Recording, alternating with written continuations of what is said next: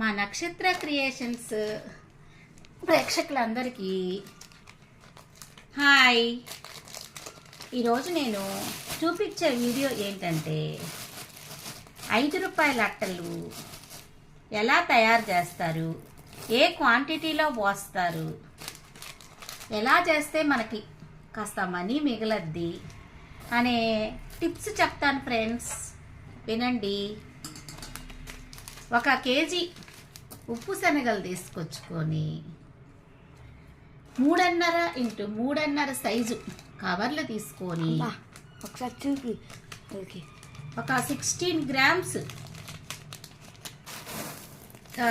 దానిలో పోసి 16 15 14 పోసి ప్యాకింగ్ చేసుకుంటే మనకి హోల్సేల్గా కానీ లేకపోతే చిన్న చిన్న